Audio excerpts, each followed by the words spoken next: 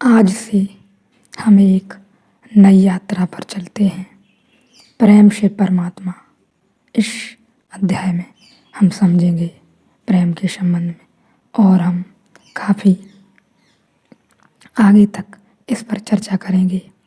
बड़ी अजीब बात है, परमात्मा के पास बिना प्रेम के नहीं पहुंचा जा सकता, या कहें ईश्वर के द्वार पर पहुंचते ही तब हैं जब हम प्रेममय हो जाते हैं, प्रेम से भर जाते हैं।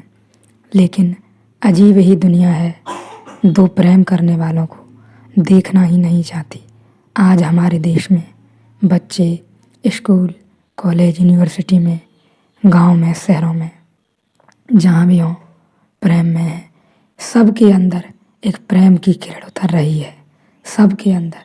चाहे आप जिससे मिलें, वह कहीं भी हो, वह घर में हो, गांव में हो, शहर में हो, स्कूल, कॉलेज, यूनिवर्सिटी में हो, दुकान पर हो। यह किस कारण से हो रहा है, पहले शायद हमने इतना न देखा हो, और देखा होगा तो जानते होंगे आप। सभी लगभग प्रेम में हैं। एक बड़ी ही अद्भुत समय है, सब प्रेममय है। लेकिन प्रेम में होने के बाद डर भी है, समाज, दुनिया का। लेकिन मैं तुमसे कहना चाहता हूँ, किसी भी हालत में जिससे प्रेम करते हो उसी के साथ रहो।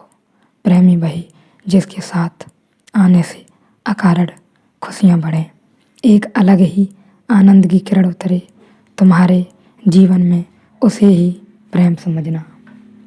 और जिससे भी करो उसे पूरी आज़ादी देना, जैसे अभी देते हो।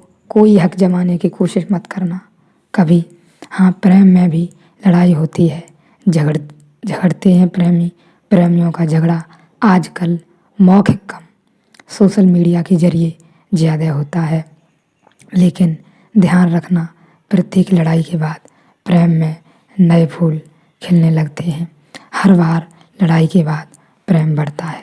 प्रेम आध्यात्मिक घटना है जो तुम्हारे सोचे विचारे, बुद्धि लगाने का परिणाम नहीं है। होता है मेरे ख्याल से जिससे भी प्रेम करो, बस प्रेम करना, फिर तुम विवाह भी कर लो, फिर भी कुछ अड़चन नहीं है। लेकिन फिर भी चाहना मत, केवल प्रेम करना। फिर भी उम्मीद मत रखना, फिर भी अपेक्षा मत जुड़ाना, अधिकार जमाने की कोशिश मत करना। फिर देखना रोज तुम्हारा प्रेम नए रूप लेता रहेगा।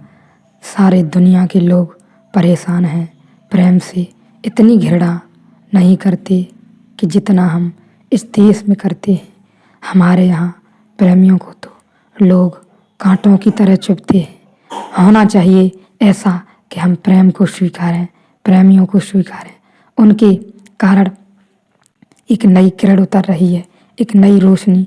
लेकिन हम उन सबको दबा देना चाहते हैं, उन सबको कुचल देना चाहते हैं।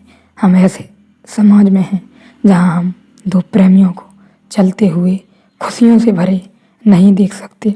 लेकिन अब समय है कि सब परेशान हैं, सबके हृदय में प्रेम की किरण उतर रही है जो कि ईश्वरीय है। मैं कहता हूँ यह ईश्वरीय है, इसे आप बिल्कुल सामाजिक भौतिक न समझें। हम प्रेम को स्वीकारें तो हम ईश्वर को स्वीकार पाएंगे। मैं तुमसे कह देना चाहता हूँ, जिसे तुम प्रेम करते हो, जिसके साथ अकारण खुश रह सकते हो, रहो उसके साथ जीवन भर, चाहे जो भी कीमत चुकानी पड़े। फिर घर परिवार की भी फिक्र छोड़ो, फिर जो करना पड़े करो, क्योंकि प्रेम करना पाप नहीं है। पाप होता तो ईश्वर भी प्रेममय न होता। ईश्वर के पास पहुँचते पहुँचते प्रेम नष्ट होने लगता। और तुमने अनुभव किया होगा, तुम जब भी ईश्वर का नाम लेते हो, प्रेम से भर जाते हो, तो यह क्या कारण है? फिर यह हृदय में उतरी किरण क्या ईश्वरी नहीं है? मैं तुमसे कहता हूँ, जिससे भी प्रेम करते हो और वो बिछड़ा तो तुम्हारा जीना मुश्किल हो जाएगा। प्रेम जिससे भी करते हो गहरा करो और फिक्र छोड़ो।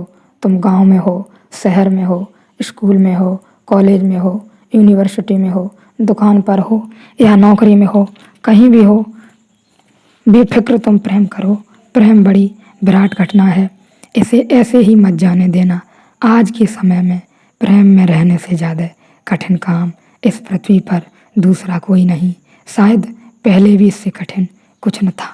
ख्याल रहे हक मत जमाना किसी पर। यदि तुम अपने प्रेम को रोज नए पंख देना चाहते हो तो यह मत कहना कि मैं चाहता हूँ कि तुम यह करो और यह न करो।